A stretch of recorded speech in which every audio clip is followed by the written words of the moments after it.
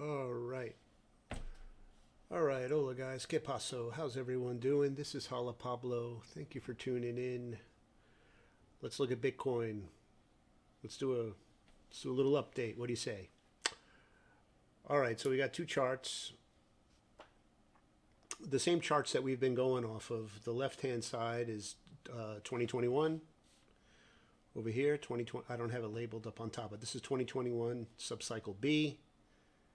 See how it came out of this ABC, and then we had this Wyckoff cycle here, right? We had accumulation, reaccumulation, distribution, redistribution, and the thing just kept on redistributing.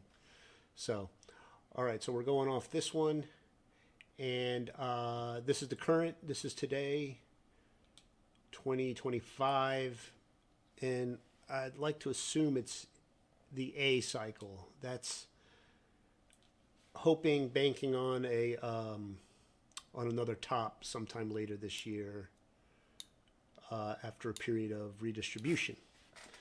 So the purpose of these two charts, as you know, we've been going off of this schematic. This is exactly 4 years apart, and we know that the cycles repeat after 4 years, more or less, on the macro. My last video kind of touched on that concept. And you can go back and look at just pick any coin, any stock that you're interested in, and go back and do 4 years and look at the price action and how it played out those last 4 years, and you'll begin to see similarities not only in the fractals but in the actual macro price action movement, and also in the vertical bar volume too. Because volume is the fuel that propels the price action. So if the waves are going in similar trajectories and the volume's also behaving in a similar, aka predictable fashion, or a semi-predictability that comes into play. So we've been following this since January, and it's kept us safe. It's kept us, many of us, very lucrative and prosperous. When others were getting liquidated, we've been following the algorithm from 2021, and it's gotten us to where we are right now. Now, you notice in both of these, I have three, I call them liquidity voids, but you can call them order blocks or whatever. There's basically three of them, three major ones. There's more than three, but I'm focusing on three. You want to keep it simple with this stuff, with technical chart analysis. Try to keep it as simple as possible. Anyone can complicate things.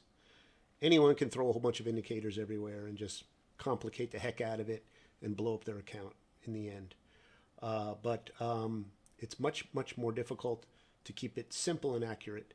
And I find accuracy through simplicity suits my style. So I have three liquidity voids that I'm focusing on here. The first one we'll call the PSY. Now this is the preliminary preliminary supply, and that is where the supply begins to come into. It is what it says, preliminary supply. It puts the brakes on the macro markup, and it starts the whole distribution process that plays out over a period of time. Usually it's a broadening wedge like we see here, and then it breaks structure, comes back down, and creates another all-time high.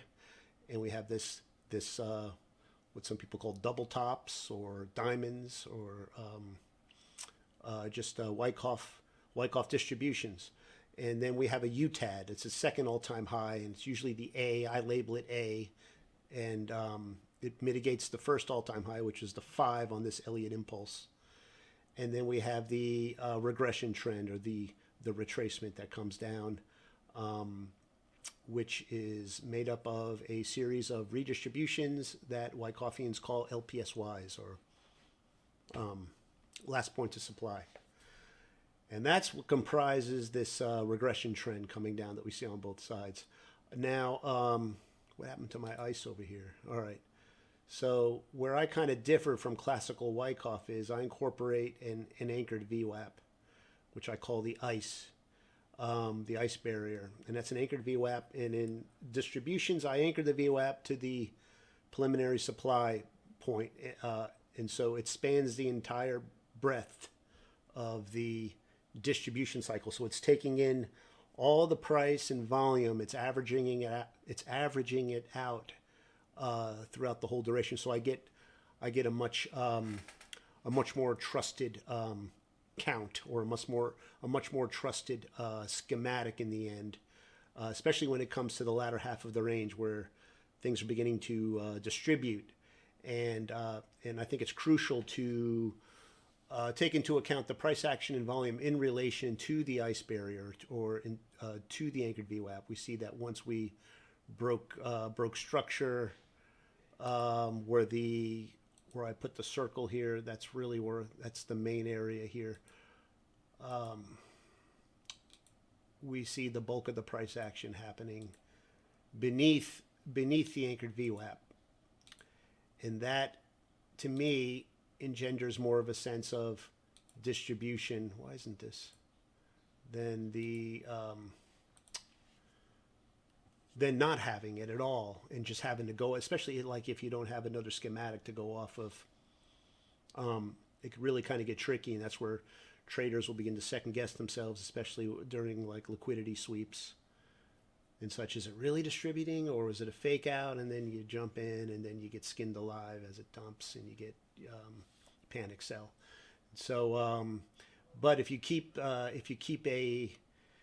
strong ice barrier throughout the distribution cycle, and even bonus if you could use it in conjunction with a historic schematic from 4 years ago, then it could really help you sleep at night. So okay, and so the reason the first liquidity void is red, I've highlighted it red, is because it's already been mitigated. And the mitigation just simply means that the price action went back down and retested the lows. See here, this mitigation area, we've done the same here. So this is done. So now I can kind of push that out of my mind now. It's all of this happened beneath the ice.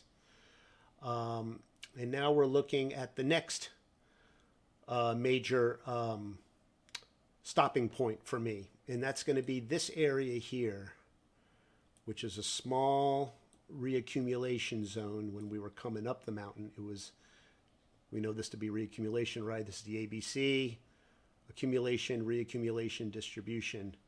So, and then we have this is somewhere around 78,000 or 75, between 75 and 77. So this is what I'm looking at next. I'm looking at price action. I'm looking at the price action. Now that we've mitigated the PSY and we're coming back down again, I'm looking at the price coming down and entering this zone, entering this old reaccumulation zone and mitigating it like it did here. See what it did 4 years ago when it broke through here. Now we had this sell-off, and that's this here, but it's a little bit different. Remember we talked about the different seasons, right? I know this is can get kind of complicated if you don't understand, but like we'll call this top like a winter. And so the winters, there's a winter 4 years ago and there's a winter this year. Just because there's a winter, it doesn't mean that the severity is going to be the same. So like we talked about, we see the waves will often differ. Some winters are more mild than others. Others have blizzards and such. So we can call this like a blizzard. This kind of markdown that it had, where it reached all the way down to this third liquidity zone. We didn't see that this time around. It only marked down to the second liquidity zone.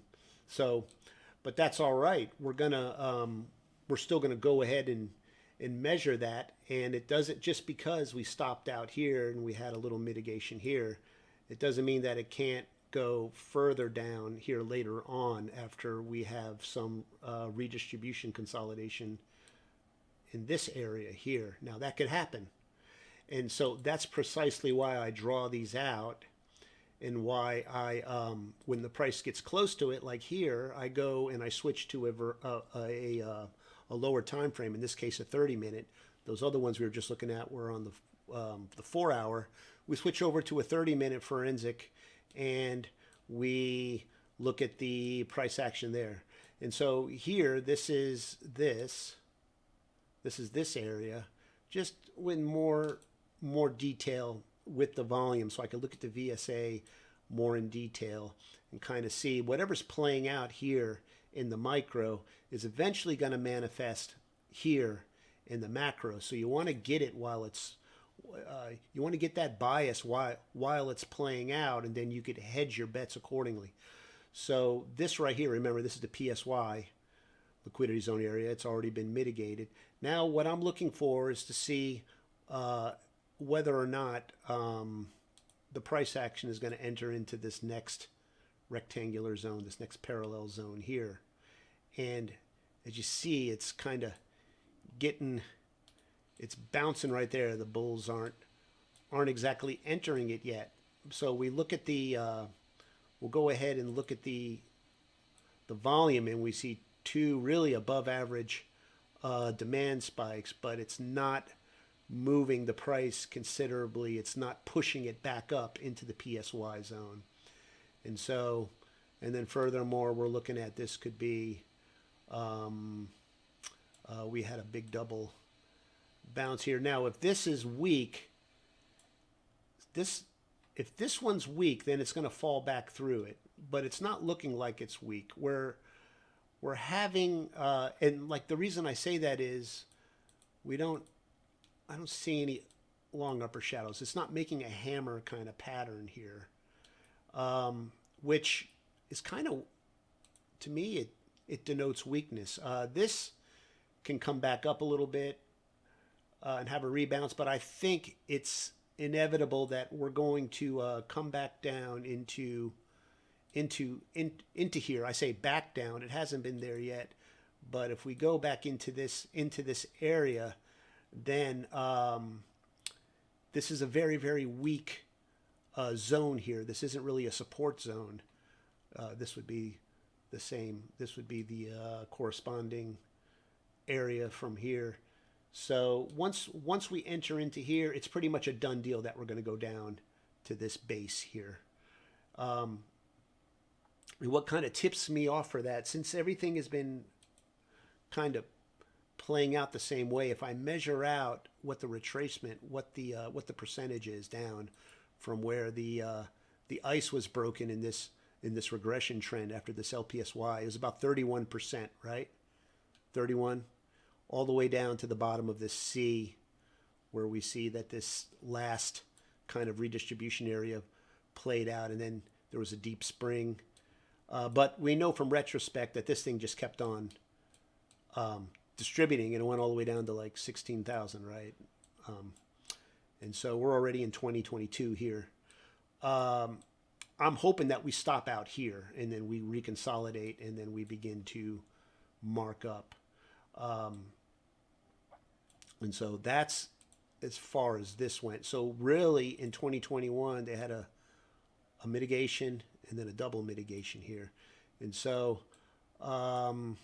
taking it down would be a trip, would be a double, would be one, and then maybe a double here if it reconsolidates. And then from there, a markup, kind of like what we saw here for subcycle A.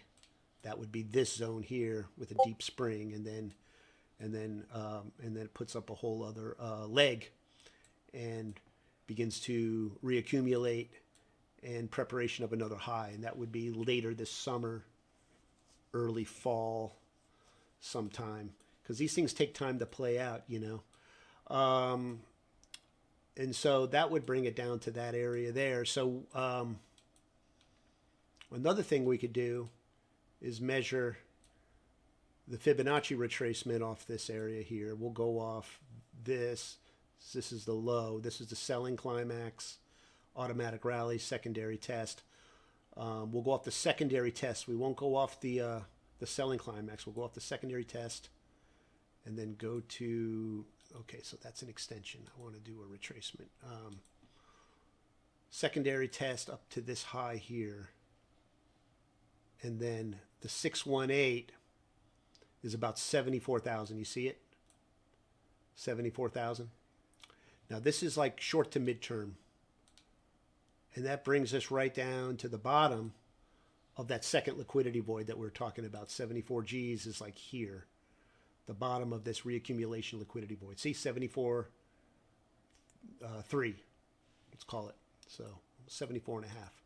So that's what I'm looking at now. In the VSA, like I said, it's not looking very strong bounce at all. It's looking like it very well will continue to distribute until things change. And then we look at we just look at all the fear going on in the world right now. You look at all the tariffs and the trade wars and everything just looks really sad right now in the markets. It's just, there's really nothing to hang your hat on, so to speak. So there's no reason why this isn't going to keep distributing. And I think if we hit this area, 74,000, we enter in here, it's going to just be probably like a rising wedge, and then we're going to fall into this area of 70, between 70 and 68. Well, actually, this is 66 G's. Takes us to the base here, and so that's here correspondingly in this historical algorithmic schematic from 2021. So that's here, and whereas this continued to redistribute, we may not have that. We may have a deep dive, we may have a wick, but then I'm hoping that we go ahead and start putting up new reaccumulation range, start marking back up, and then maybe once we're down in this area, because it's going to need time to reconsolidate to gather sufficient strength to build an all-time high. These are like skyscrapers. You need to lay foundation first. You just can't pump something up without a foundation. That's why these people who talk about like pumping up from here to $200,000 Bitcoin, they don't understand market. They don't understand market psychology. They don't understand market physics, price action. You need to build this foundation, and it's a long, laborious process of liquidity rates up and down, up and down, up and down. But overall, like you see this trajectory of this regression trend, we're going down, and I think it's the same thing until we reach a depth where reaccumulation can commence, and that's where Bitcoin finds value, and there's no one's willing to sell any deeper than that, and that's going to be determined. But usually it takes about 2 redistributions on the macro, just like it takes 2 reaccumulations from the bottom to hit the top. So that's what I got. That's what I'm looking at. It's kept me safe for months and months and months, just going off this with the rudimentary knowledge of just how Elliott waves play out, Fibonacci, volume spread analysis, and Wyckoff. If you'd like to learn more, you could check out our Discord group. I keep it ridiculously affordable, and I believe that it's a good value for, especially, but only if you're serious about trading, serious about acquiring financial freedom through crypto. And here's the thing: you learn how to read a chart like this, learn to read it like the banks, learn how to read it like smart money. You could trade anything. You can go into Forex, you can go into stocks, and just any tradable asset, it carries over. If you could do it in crypto, you could do it anywhere, because crypto is certainly the most volatile. So you make your bones with crypto, and then you can go over into other markets and other exchanges, and it's like child's play. So because stocks move so slow, and Forex also just without the volume in Forex, but the price action's all there. It's all the concepts carry over. So if you're serious about learning how to trade and how to read charts properly, and just getting rid of all those indicators that just really don't help you, it just makes you kind of feel good and look smart, but in the end you get your account wrecked just like everyone else. Learn how to do it the right way. Stop getting wrecked, and check out our Discord group, and I'll try to keep you safe and show you everything I do. I don't have a course to sell or anything to shill. So, and subscribe. You're going to learn a lot just off these videos alone. So, and with that, God bless you. May God bless and keep you. I'm going to sign off now. Nothing that I've said is financial advice. And I appreciate you, and I thank you for your subscription. I hope to see you soon, maybe in the comments, or better yet, in the Discord group. We're waiting for you there. It's a wonderful community. Check us out for a few months. All right. God bless you guys. Bye-bye.